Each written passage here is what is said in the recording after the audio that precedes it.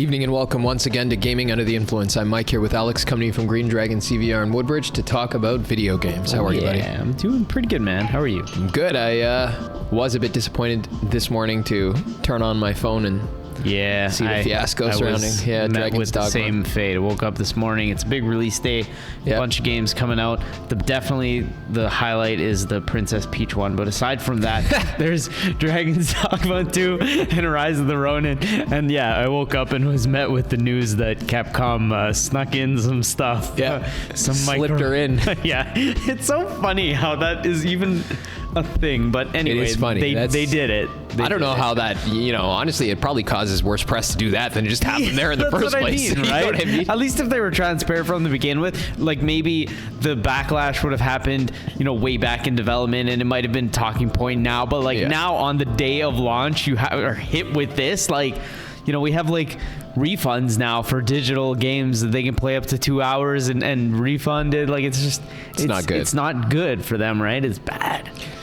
So I guess, as you guys can surmise, the topic for today is the microtransactions in Dragon's Dogma 2. Yeah, that's right. And I think even more generally, it'd be interesting to discuss if the presence of such material circumstances immediately invalidate the game in an artistic capacity.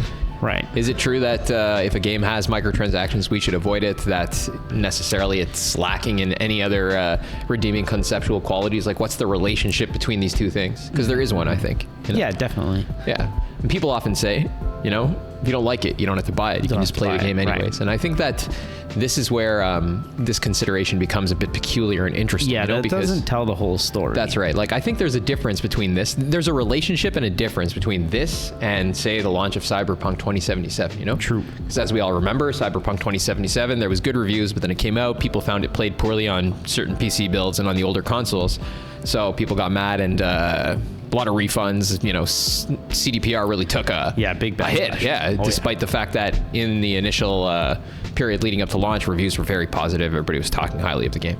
Yep. So, around this time, my position was, and it still is, that, whatever problems there were surrounding Cyberpunk 2077, they weren't a problem with the game, The game ran well for me, and I suppose other people playing it on PS5 or on decent hardware. I had hardly any issues. I was playing on the PC, but and I mean, even if it didn't run well for me, the point is that taking the thing for what it actually is and not in a suboptimal instance, right? It retains its merit, right? The fact that it doesn't work in this or that circumstance isn't a problem with the game. It's an accidental material circumstance that you can rectify. Yeah, it's kind of like an unfortunate, thing. But no doubt it's greasy. I'm not trying to say this is good, but it's not a knock on the overall game itself and the world. It's an extrinsic material circumstance. Whereas once you circumvent this, once you're inside the game, everything is as it should be.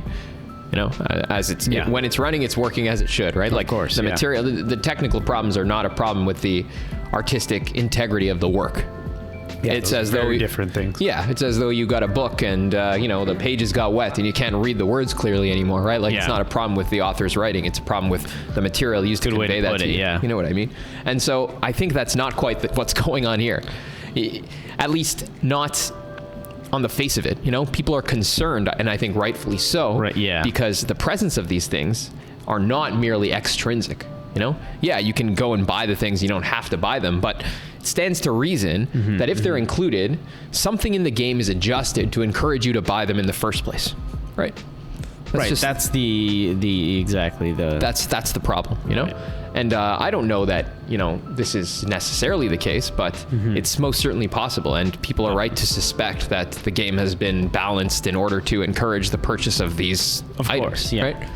And that's where the material condition and the integrity of the work can kind of intersect, and the material condition can impact the work itself. It's not merely that it doesn't run; it's that when it's running, it's messed up because they want you to buy stuff, right? Exactly. Yeah. This does flawed, happen. Basically. It does happen in games like Assassin's Creed, the most recent iterations. We can think of lots of Ubisoft games are perfect examples of this, right? Definitely. The games are just massive games that take way too long to beat, hardly anything interesting going on, and in the midst of all that, there's super grindy progression, and they sell you means to circumvent the grindiness, right? No doubt they're built that way. They're built, they moved away from just more simple action games towards these action RPGs, I guess, with level-based progression and looter-style that way they can because fill you with more stuff. That's right. Yeah, there's all these different avenues to monetize. But in the case of Dragon's Dogma 2, the things they've monetized are entirely extrinsic to the progression systems, and in that they're already present in the game and they're selling them to you in insignificant quantities or redundant quantities. It seems like they're silly, you know. They're too silly to compromise the progression, that is. Yeah. You know, it's like they had like a separate team where like, take a look at this game and like just pick things out that we can like piece together and sell. Are you circumventing the progression in any way there? Is the progression imbalanced because of any of those things? Warp gates or whatever the heck they are, I don't think so. To be honest, what else do they have? I don't even... like re-roll your character and stuff. That stuff is totally not related to the progression, right? That's more of a consumer satisfaction issue, right? Quality of life. I'm thinking in terms of like the balance of the game, like it's mechanical logic, you know, like it should take this long to progress through this section, but let's make it take that long. So that it doesn't sound like it has like an Assassin's Creed style, like here's a permanent 1.5 or 2 times XP, like something like that. The main progression systems of the game, when they're monetized, this always opens it up to imbalance because they need to incentivize you to buy whatever they're selling. Of course, they have to hack away at it to give you a reason to want to spend extra money, right? But mechanics not related to the progression, especially where they're already replicated in the game, don't have that same effect. No. Simple as. You know? It's just tacked on extra things, you know, it's stupid, but it is what it is. It makes it more an extrinsic condition and not something that impacts the inner logic of the game. So not a knock on the game itself and then the world that they've put together, right? Yeah. Even not the mechanical components themselves and their arrangement in relation to one another, because it's not like it's not even like in theory they could have been maladjusted, right? Right. Because selling you 1 or 50,000 extra things doesn't change the fact that 5 or 6 does the job that they intended them to do. Pretty much, yeah. It's a weird luxury thing that you wonder why anyone would even splurge on. Why would you buy because there's people with impatience who are playing and they just want to have some fun, you know. I want that extra portal or 2. I don't know. I don't know. It's weird. It's stupid, but like, I mean, on all accounts, it sounds like the game itself is actually, you know, pretty decent, maybe. So I mean, we'll have to find out ourselves. The reviews have been all over the place, so I heard it's good. I don't care about that, but I mean, I don't doubt that it is good. Actually, this consideration is interesting to me in this abstract sense because, you know, it's almost like developing a rule for how you approach problem cases like this in general, right? Yeah.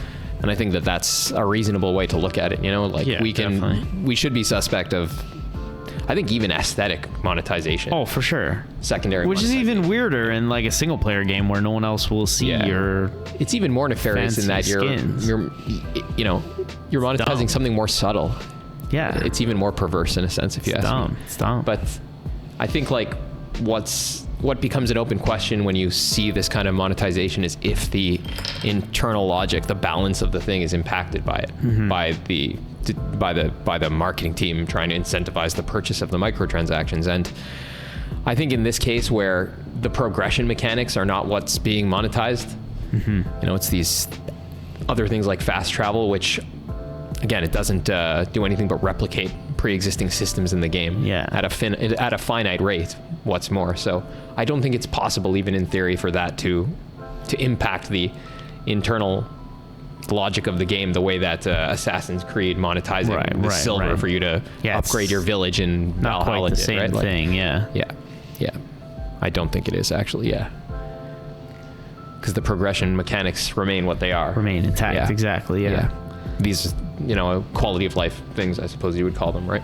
Yeah, it was a similar point we made with DMC 5. Yeah. Where, you know, there's stuff there, but you don't necessarily need to engage with it or buy it, or, you know, you could just play through the game as it was intended, and likely is the case because they seem to be split decisions by different entities itself within their companies, right? Like, so... Yeah, it's a good, you know, to say that we can't really knock the game and the art itself, or, you know, it's a knock on the publisher and whoever's trying to squeeze us for some stuff. I think that's, you know, that's a reasonable position. When the progression is compromised to accommodate the purchases and stuff, then you ought to be irate. But it doesn't seem like that could be possible here. Yeah. Because the progression is not at stake, right? Yeah. Nor even are the mechanics at stake because they pre-exist in the thing. Yeah, you know? exactly. It is sad though. I feel bad for the director. I'm sure that. Yeah, they're probably not happy about that. For sure. Probably not happy at all. Like the guy's been pretty prolific, engaging with people online in the weeks leading up to the game. Yeah. And encouraging. He even said like numerous times, people were saying, well, which one are you going to buy? Like Dogma or Ronin? He's like, buy both. It's a good time for. Yeah. Like, the guy seems like a nice dude. Yeah. I'm sure this wasn't his. Yeah, I doubt it came from him very much. So it's unfortunate, but I'm sure we'll find out. I really hope it doesn't tank the thing like Cyberpunk's launch was destroyed by these sort of considerations. Hope it won't be the same situation. Yeah. We'll just have to see. But in any case, thank you guys for tuning in. I hope you enjoy the game, and I'm sure I will. Yeah. Yeah.